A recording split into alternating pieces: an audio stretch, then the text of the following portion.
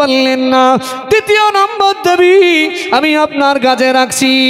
দ্বিতীয় নম্বর দাবি, মরণ হলো অত্যন্ত ভয়ানক জিনিস, মরণ হলো অত্যন্ত বেদনাদায়ক, মরণ অনেক কষ্টদায়ক। ও বাচ্চা, আপনার হাতে অনেক ক্ষমতা, আপনার হাতে অনেক পাওয়ার, আপনার ক্ষমতা দিয়ে পাওয়ার দিয়ে ওই মালাকুল মউত আজরাইলের হাত থেকে আমি ভালো আমায় বাঁচাতে হবে। কি হবে? আচ্ছা, আপনার তো অনেক ক্ষমতা, অনেক পাওয়ার। আমার 2 নম্বর দাবি, আপনার ক্ষমতা দিয়ে, আপনার পাওয়ার দিয়ে আজরাইল আলাইহিস সালামের হাত থেকে আমাকে বাঁচানো লাগবে। পারবে? এক কথা বলে না, পারবে? কারোর ক্ষমতা নাই। আল্লাহ নবী জানিয়েছেন, ও আমার সাহাবীরা মনে রাখো, আজরাইল আলাইহিস সালামের চেহারা খানাটা দুনিয়ার কোন মানুষ যখন একবার দেখে ফেলবে, নিশ্চিত তার মরণটা একেবারে ফায়সালা হয়ে যাবে। সে আর পৃথিবীতে বাঁচতে পারবে না, কেননা আজরাইলকে দেখা মানে তার মউত নিশ্চিত। আমরা আজরাইলকে দেখেছি, দেখবেন ঠিক মানুষের যখন মরণাপন্ন অবস্থা হয়, দেখবেন তার চেহারার বিকৃতি ঘটে যায়। কি ঘটে? চেহারার বিকৃতি ঘটে। তবে সে যদি ইমানদার হয়, তার চেহারা দিয়ে একটা খুশবু বার হয়। একবার জোরে বলেন সুবহানাল্লাহ। কেন নবী বলেছেন, ইয়া আইয়াতুহান নাফসুল মুতমাইন্নাহ, যারা পৃথিবীতে আল্লাহ রাসূলের মহব্বতে জীবনযাপন করেছে, যাদের অন্তরটা খাউফিলাহি দ্বারাই ভর্তি করেছে, রসুলের মহব্বত দ্বারা ভর্তি করেছে, এদের যখন মরণের সময় হয়, ভাই আজরাইল আলাইহিস সালাম সে একটা বড় ফারিস্তাদের বাহিনী নিয়ে ঠিক ওই বান্দার মাথার গোড়ায় হাজির হয়। একবার জোরে বলেন সুবহানাল্লাহ। শুধু তাই নয়, তারা জান্নাত থেকে একটা সুগন্ধি মাখানো একটা পোশাক তারা নিয়ে আসে। তারা জান্নাতি একটা বিছানা এনে ফারিস্তারা বসে যায়। নবীজি বলেন যে যারা আল্লাহর প্রিয় মাহবুব বান্দা হয়, এদের মরণের সময় অসংখ্য ফারিস্তারা ওই মাইয়েতের দৃষ্টি যত দূর পর্যন্ত পৌঁছে যাবে, তত দূর পর্যন্ত আল্লাহ রহমতের ফেরেশতারা বসে বসে তার জন্য রহমতের দোয়া করে। একবার জোরে বলেন, আরো জোরে বলেন সুবহানাল্লাহ। আল্লাহ নবী বাক জবানে জানিয়ে দিয়েছিলেন, ও আমার সাহাবীরা, আমি নবী তোমাদিগকে জানিয়ে দিয়ে গেলাম। আল্লাহ নবী বলেন, ইয়া আইয়াতুহান নাফসুল মুতমাইন্নাহ। নবী আমার বলেন, আজরাইল আলাইহিস সালাম তার বাহিনীরা মরণের সময় আল্লাহ পাকের ইমানদার বান্দার মরণের সময় তার একেবারে নিকটবর্তী হয়ে তাকে বলবেন, ও আল্লাহর প্রিয় বান্দা, ও আল্লাহর প্রিয় বান্দি, উখরুজি ইলা মাগফিরাতিল্লাহি ওয়া রিদওয়ানি, তুমি বেরিয়ে এসো, তুমি বেরিয়ে এসো, বেরিয়ে এসো আল্লাহ পাকের রহমতের দিকে বেরিয়ে এসো। ইলা মাগফিরাতিল্লাহ, আল্লাহর ক্ষমার দিকে, আল্লাহর অনুগ্রহের দিকে তুমি বেরিয়ে এসো। পৃথিবীর জমিনে 60 বছর 70 বছর ধরে তুমি আল্লাহর ভয়ে পৃথিবীতে জীবন যাপন করেছো, রসুলের মহব্বতে জীবন যাপন করেছো।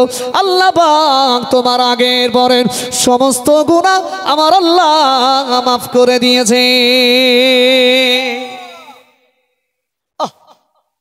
ঠিক আল্লাহর প্রিয় বান্দার মরণের সময় যখন হয়, সে যখন এই সংবাদ শুনতে পায় যে ইলা মাগফিরাতিল্লাহ, তুমি আল্লাহর ক্ষমার দিকে বেরিয়ে এসো, তার রূহটা একদম সহজেই বেরিয়ে যায়।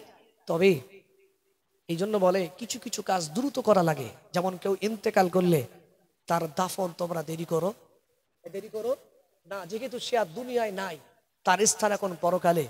এখন আমরা তো অনেক সময় কি করি, এই অসুবিধার কারণে আজকে মারা গেলে কাল আসর বাধা হচ্ছে, হয় যে মানুষটা ইন্তেকাল করেছে যদি ইমানদার হয়, এত লম্বা সময় তার সন্তানরা যদি পৃথিবীতে রেখে তা কষ্ট পায়, কি ভাই কষ্ট পায়। সে বলে আমাকে আমার আল্লাহ এমন একটা জিনিস আমার চোখে দেখিয়ে দিয়েছে, আমাকে আর পৃথিবীতে থাকতে ভালো লাগে না, সুতরাং আমাকে তাড়াতাড়ি দাফন করো, আমি সেই জায়গায় পৌঁছাতে চাই। একবার জোরে বলেন, আরো জোরে বলবেন না সুবহানাল্লাহ। তার কারণ ইমানদার ছাড়া হবে, তাদের মরণের সময় আল্লাহর দয়ার জান্নাতের প্রতিচ্ছবি তাদেরকে দেখানো হবে। জোরে বলেন, আরো জোরে বলেন। ভাই জান্নাত দেখার পরে পৃথিবীর আর কোনো সৌন্দর্য জান্নাতের কাছে আর পাত্তা পাবে? এমনি বলবে ভাই তাড়াতাড়ি আমার দাফন কর, কচি তোরা রাখিস নি আমার লাশটা। এ দুনিয়ার ইমানদারেরা, নবী আমার আবারও জানিয়েছেন, তবে যারা পৃথিবীতে যারা দুষ্টু প্রকৃতির মানুষ, আল্লাহর সাথে নাফরমানি করেছে, আল্লাহর সাথে দুশমনি করেছে, রাসূলের সাথে যারা নাফরমানি করেছে, এদের মরণের সময় যখন হয়ে যাবে, নবী আমার বলেন, ইয়া আইয়াতুহান নাফসুল খাবিসা, আল্লাহ পাকের নবী বলেন এদেরও ইন্তেকালের সময় আল্লাহ পাকের ফেরেশতা আজরাইল আলাইহিস সালাম এবং তার বাহিনী নিয়ে আসবে, তবে তাদের চেহারাগুলো হবে কুৎসিত। কি হবে? ফেরেশতাদের চেহারাগুলো, চোখগুলো হবে নীল আকারের বিশিষ্ট। চোখগুলো দেখলে, চেহারাগুলো দেখলে মাইয়েতের কম্পন শুরু হয়ে যাবে। কি হয়ে যাবে? নবীজি বলেন ওই দুষ্টু প্রকৃতির, ওই হারামখোর, ওর যখন মরণের সময় হবে, আজরাইলের চেহারা দেখার সাথে সাথেই ও অর্ধেক মরে যাবে, অর্ধেক মরে যাবে ভয়ে। এখন দেখবেন জেলের ভিতরে যখন অফিসার দেখবেন লাঠি নিয়ে তার মারার জন্য শুধু ঢোকে, দেখবেন আসামি শুধু এখন থেকে কোন দৌড়ায়, দৌড়ায় না। বা দেখবেন ঘরের ভিতরে যদি কোনো একটা ইঁদুর বলেন, বিড়াল বলেন, দরজা জানলা বন্ধ করে দেওয়া হয়, কিরম করে বলেন? চারিদিকে ছটপট করে না, শুধু দৌড়ায় না? নবীজি বলেন ঠিক যে মানুষটা নাফরমান হবে, নাফরমান মানুষের মরণের সময় তার এই দেহের ভিতরে রুটা শুধু দৌড়দৌড়ি করবে, বার হবে না। তাই কি হবে না? তাই বার হবে না। কেন? ইমানদারের মরণের সময় তার সামনে আমার আল্লাহ জান্নাতের প্রতিচ্ছবি দেখিয়েছেন, তবে নাফরমানের ইন্তেকালের সময় তার কাছে জাহান্নামার প্রতিচ্ছবি দেখানো হবে। ভাই কেউ চাইবে এই দুনিয়ার স্বাদের দুনিয়া ছেড়ে জাহান্নামার আগুনে যায়? কথা বলে না কেউ চাই? আল্লাহর বান্দারা, আল্লাহর বান্দিরা শুনে রাখো, আল্লাহ নবী জানিয়েছেন, আল্লাহ নবী বলেন ইয়া আইয়ুহান নাফসুল খাবিসা, এ পাপিষ্ঠ আত্মা, এ জালিম আত্মা, এ নাফরমান বান্দা বা বান্দির আত্মা, রুটা বেরিয়ে এসো, উখরুজি ইলা গাদাবিল্লাহ, এসো আল্লাহর রাগান্বিতের দিকে। পৃথিবীতে তোমার ক্ষমতা ছিল বলে, পৃথিবীতে তোমার হাতে বাদশাহিত্ব ছিল বলে তুমি কোনোদিন আল্লাহকে আল্লাহ বলে মানোনি, কোনোদিন রবের সিজদা করোনি, কোনোদিন নবীর সুন্নাহগুলো তুমি মান্যতা দাওনি। ও আল্লাহর বান্দারা, ও আল্লাহর বান্দিরা শুনে রাখেন, ওই সময় দেখা যাবে তার দেহের ভিতরে রুখানাটা ছোটাছুটি করতে থাকবে। নবী আমার বলেন আজরাইল আলাইহিস সালাম সেদিন তার জন্য জাহান্নামার আগুন বিশিষ্ট পোশাকগুলো নিয়ে আসবে, তার দেহে পরিয়ে দেওয়া হবে। এ দুনিয়ার ইমানদারেরা, নবী আমার বলেন এর দৃষ্টিশক্তি যত দূর পর্যন্ত পৌঁছে যাবে, তত দূর আল্লাহর ফেরেশতারা বসে এই মাইয়েতের লানতের দোয়া করবে। কি করবে? লানত, এর ধ্বংস কামনা করবে। ভাই ফেরেশতারা যদি আমার আপনার ধ্বংস কামনা করে, আমরা ক্ষতি হব না? কথা বলে না, ক্ষতি হয়ে যাব না? নবীজি বলেন এই মালটা যখন মরে যাবে, এখন এর জানাজা যদি 4 দিন পরে হয়, বরফ দিয়ে রেখে 4 দিন পরে হয়, এখন এ বলে কচি তোদের জন্য এত কিছু করলাম, এত তোদের বাড়ি গাড়ি করে দিলাম, তোদের জন্য নামাজ কালাম জীবনে পড়িনি, আর মরে গেছিস সামান্য 4 দিন রাখছিস, দিন 40 রাখতে পারলি নি?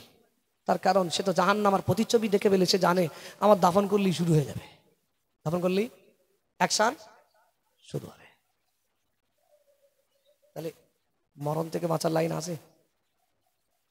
ও আল্লাহর বান্দারা, ও আল্লাহর বান্দিরা শুনে রাখেন, ওই সময় বাহালুল বলেছিলেন বাদশা, দ্বিতীয় নম্বর দাবি আমি আপনার কাছে করছি, একবার আপনি আমায় বলেন যেহেতু মরণ এই মৃত্যু থেকে সবাই বাঁচতে যায়, ও বাদশা আপনার ক্ষমতা দিয়ে, আপনার পাওয়ার দিয়ে আপনি আমাকে মৃত্যু থেকে বাঁচিয়ে দিন। কিসের থেকে? মৃত্যু থেকে। এই মৃত্যু থেকে বাঁচানোর ক্ষমতা আছে? বাদশা বলেন তো পারবো না। বাদশা বলেন ভালো, তুই এমন একটা জিনিস চাইলি সেটা দেওয়ার ক্ষমতা আমার নাই। এ দুনিয়ার ইমানদারেরা, বারুল ওই সময় বললেন, ও বাচ্চা জাবানা শুনে রাখেন, এক নম্বর দাবি পূরণ করতে পারলেন না, দুই নম্বর দাবি আপনি পূরণ করতে পারলেন না, তৃতীয় নম্বর দাবি আমি আপনার কাছে রাখি। বাচ্চার এবার না গা হাত পা ঠকঠক করে কাঁপা শুরু হয়ে গেছে, বাচ্চার গা হাত পা ঠকঠক করে কাঁপা শুরু হয়ে গেছে। বাচ্চা ভেবেছে দুটো তো দিদি পারলাম না, এবার মানে কি যে ভয়ঙ্কর জিনিস চাবে তার ঠিক নেই। এ দুনিয়ার ইমানদারেরা, ওই সময় বালুল বলেছিলেন, বাচ্চা ও বাচ্চা শুনে রাখেন, ময়দানে মাহশারে মুসিবতের দিন, কিয়ামতের দিন সবাই জান্নাতি হতে চায়, কেউ জাহান্নামী হতে চায় না। চাই ও বাচ্চা, আমি বালুল জানি না দুনিয়াতে যতদিন বেঁচে আছি বা থাকবো আমার রবের দাসত্ব, আমার রবের গোলামির মাধ্যমে রবকে কতটা খুশি করাতে পারছি জানি না। কিয়ামতের দিন, মুসিবতের দিন আল্লাহ জানিয়েছেন, পারা নাম্বার 28 সূরার নাম সূরাতুত তাগাবুন। আল্লাহ জানিয়েছেন, ইয়াউমা ইয়াজমাউকুম লিয়াউমিল জাম'। আল্লাহ পাক বলেন ওই দিনটা জমা করার দিন হবে, একত্রিত করার দিন হবে। আমি আল্লাহ পাক জানিয়ে দিলাম ওই দিনটা হবে জয় এবং পরাজয়ের দিন। সেই বিচারের দিবসে যে মানুষটা জয় লাভ করবে, যে মানুষটা জিতে যাবে, কোন শক্তি তাকে পরাজয় বরণ করাতে পারবে না। পারবে? এক কথা বলে না পারবে? দেখেন না এখন বর্তমানে জনগণ ভালোবেসে একটা দলকে জিতিয়ে দিল, তারপরেও ফাইলে শুধু সই করবে, সে জয়ী ঘোষণা হয়ে যাবে। ক্ষমতার বলে তার সই না করতে দিয়ে হারা পার্টি সই করে জয়লাভ করে। করে না করে না? করে না করে না? করে ভাই। ক্ষমতা চলে, পাওয়ার চলে, ময়দানে মাহশারে পাওয়ার চলবে, পাওয়ার চলবে। এই তুই জয়লাভ করিস কি হয়েছে, তো সই করতে দেবো না, সই করতে। এ দুনিয়ার ইমানদারেরা, আল্লাহ জানিয়েছেন ওই দিনটা হবে জয় আর পরাজয়ের দিন। ওই দিন যে জয় লাভ করবে সে জিতে যাবে, কেউ তাকে হারাতে পারবে না।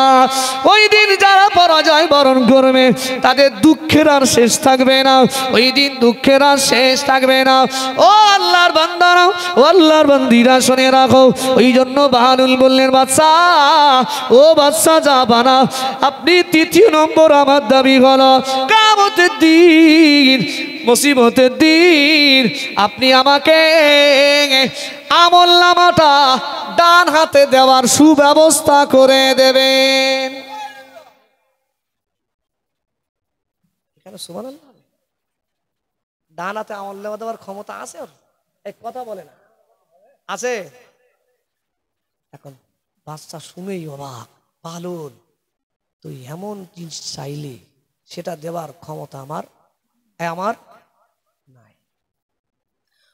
বাচ্চা দেবে কি ভাই? কিয়ামতের মাঠে কোনো বাচ্চার খোঁজ খবর আর হবে? হবে?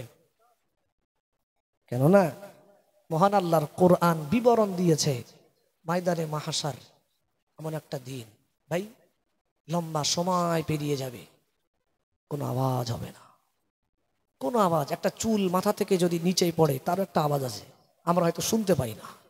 কিয়ামতের মাঠটা এমন একটা ভয়ঙ্কর দিবস হবে, এই চুল পড়ার আওয়াজটাও সেদিন থাকবে না, বহু সময় পেরিয়ে যাবে। তারপরে আল্লাহ ঘোষণা দেবেন, লিমানিল মুলকুল ইয়াউম। কি বলবেন? লিমানিল মুলকুল ইয়াউম।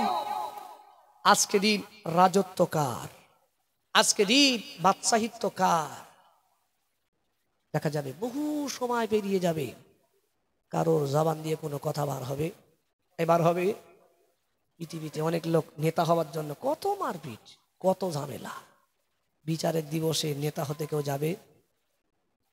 আল্লাহ বলবেন, কই সেই পৃথিবীর নমরুদ, কই সেই ফেরাউন, কই সেই হামান, কই সেই কারণ, যারা পৃথিবীতে একেবারে মোস্তান বড় বাদশা হবার পরে নিজেকে আল্লাহ বলে দাবি করেছিল, আজকে কই তারা? কারোর খোঁজ পাওয়া যাবে না, কাউকে পাওয়া যাবে না। বহু সময় চলে যাবার পরে আল্লাহ নিজেই নিজের প্রশ্নের উত্তর আল্লাহ নিজে দেবেন। আল্লাহ বলেন, সেদিন আল্লাহ বলবেন, লিল্লাহিল ওয়াহিদিল কাহ্হার। আজকে দিন বাদশাহিত্ব শুধু আমি আল্লাহ আমার। জোরে বলেন আরো জোরে বলবেন না সুবহানাল্লাহ। তাই সেই বিচারের দিবসে নিজে বাঁচার চেষ্টা করবেন, নিজে বাঁচবো কিভাবে সেই চিন্তা নাফসি নাফসি করবে। এদের বাঁচানোর ক্ষমতা বাচ্চার আছে? এই বাচ্চার আছে? কিয়ামতের মাঠে এমন মাঠ ভাই, ছেলে তাই ছেলে ভাবে ভুলে যাবে, বাপ ছেলের ভুলে যাবে, স্বামী স্ত্রীর ভুলে যাবে, যাবে না যাবে না? প্রমাণ কোথায় আছে? পারা নাম্বার 29, সূরার নাম সূরাতুল কালাম, পৃষ্ঠা নাম্বার হলো 5। ও আল্লাহর বান্দারা, ও আল্লাহর বান্দিরা, শুনে রাখো, আল্লাহ পাক জানিয়েছেন আয়াওয়াদুল মুজরিমু লাউ ইয়াফতাদি মিন আযাব। দুনিয়ার জমিনে যারা নাফরমান করবে, দুনিয়ার জমিনে যারা আল্লাহর দাসত্ব করবে না, আল্লাহর গোলামি করবে না, নিজেকে বান্দা বলে পরিচয় যারা দেবে না, কিয়ামতের মাঠে মুসিবতের দিন এরা যখন এদের চোখে জাহান্নাম দেখে ফেলবে, জাহান্নামার ভয়ে এরা নিজেরা ভাবতে থাকবেন, আল্লাহ পাক যদি কোনো কিছুর বিনিময় ওই জাহান্নাম থেকে আমাদের বাঁচিয়ে দিতেন। কে ভাববে? সেই নাফরমান মানুষগুলো ভাববে, আল্লাহ যদি আজকে কোনো কিছুর বিনিময় আজকে যদি ওই ভয়ানক জাহান্নাম থেকে আমাদের বাঁচিয়ে দিত। ভাই দুনিয়ার বিচার অনেক সময় কি হয়, টাকা পয়সা দিলে বুঝে যায় না, যায় না? সবাই জানে ও আসামি, সবাই জানে আসামি। রাত্রের বেলা মোড়ল মাতব্বরলে বিচার হচ্ছে, সাথে সাথে কিছু পয়সা পকেটে গেছে, বিচার চেঞ্জ। সকালবেলা তুমি সেই লোকটা বুক ফুলে বেড়াচ্ছে, বুক ফুলে মানে বিচার পুরো হয়ে গেছে। ভাই দুনিয়ার বিচার আর মালিকের বিচার এক না আলাদা? এক না আলাদা? তবে যারা এইভাবে বিচারে মানে বিচারে ন্যায় হক আর বাতিল পৃথক করতে পারে না, যারা টাকার বিনিময়ে যারা বাতিলকে হক বলে চালিয়ে দেয়, এই প্রকার মানুষগুলো কিয়ামতের মাঠে আল্লাহকে বলবেন, আল্লাহ আজ কিছু লাও, আজকে রে কিছু লাও, ওখান থেকে আমাদের বাঁচাও। আল্লাহ সেদিন নেবে? কথা বলে না। আচ্ছা, আমরা যেদিন পৃথিবীতে আমরা এসছিলাম আমাদের কিছু ছিল? কিছু ছিল? দিয়েছেন কে? আল্লাহ। আমাদের ভাড়া দিয়েছেন। কি দিয়েছেন? ভাড়া। মনে করুন আমরা যদি কোথাও বেড়াতে যাই, মনে করুন আজমির শরীফে গেলাম, 10 দিনের জন্য থাকবো, একটা ঘর ভাড়া নিই না? নিই না? নিই। এখন 10 দিন থাকলে মোটামুটি সেই ঘরটা মায়া হয়ে যায়, মায়া হয় না? মায়া হওয়ার পর এখন মালিককে যদি বলে, মালিক 10 দিন তো ছিলাম, তখনটা আমার। এখন আমি যদি বলি আমার বলে দাবি করি, তা মার আর বাইরে পড়বে না পিটি পড়বে? তোমার 10 দিন থাকতে দিলাম ভাড়ায়, আর তুমি আর 10 দিন থাকার পরে নিজের বলে দাবি করছো, মার হবে না? মার হবে। তার 10 দিন পরে কি আমার তাকে ওই ঘরটা সহি সালামত তাকে ফেরত দেওয়া লাগবে, লাগবে না লাগবে না? লাগবে।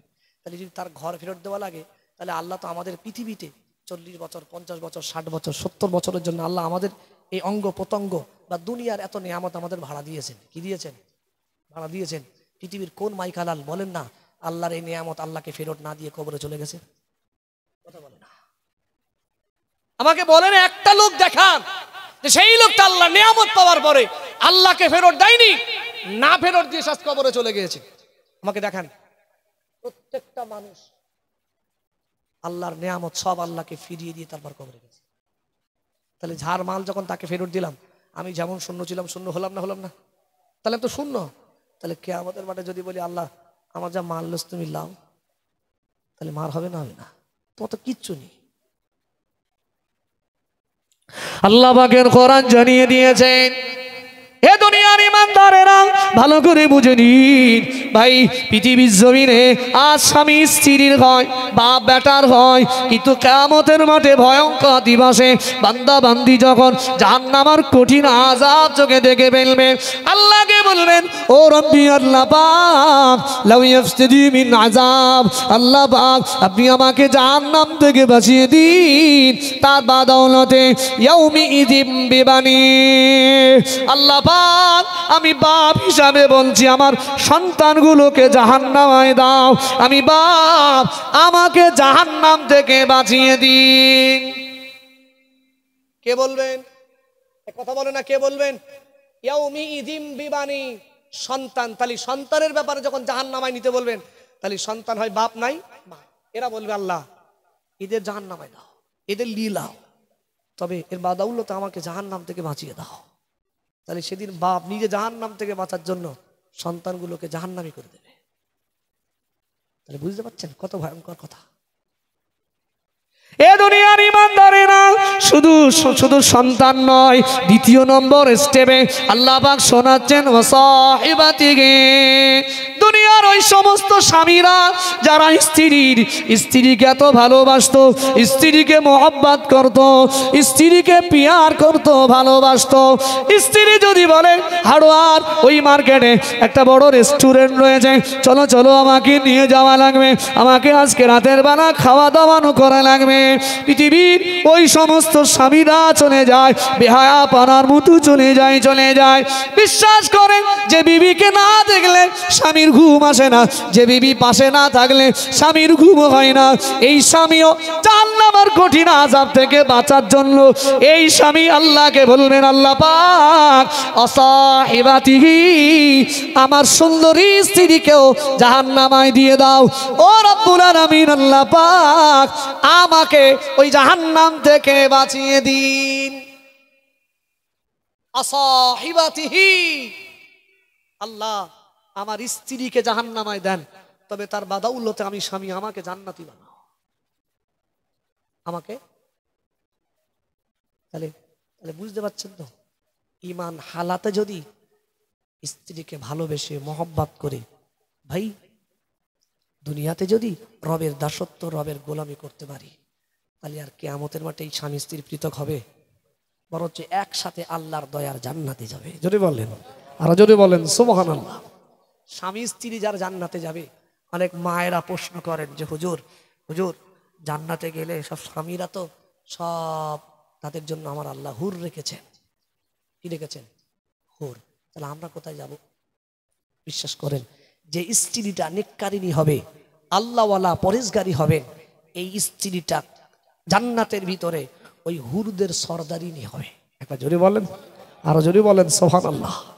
ও স্বামীর যেমন ছিল তেমনই থাকবে, তবে ওই স্বামীর খিদমতগার হিসাবে যত আল্লাহ হুর নিযুক্ত করবেন, সব হুরদের সরদারিনীর আসর আমার আল্লাহ ওই নেককারিনী স্ত্রীকে দান করবেন। জোরে বলেন, আরো জোরে বলবেন না সুবহানাল্লাহ। আল্লাহ পাক জানিয়েছেন, প্রথম নম্বরে আল্লাহ বললেন জাহান্নামীরা জাহান্নাম থেকে বাঁচার জন্য বলবেন ইয়াউমিদিন বিবানে, আল্লাহ পাক সন্তানগুলোকে নিয়ে নাও।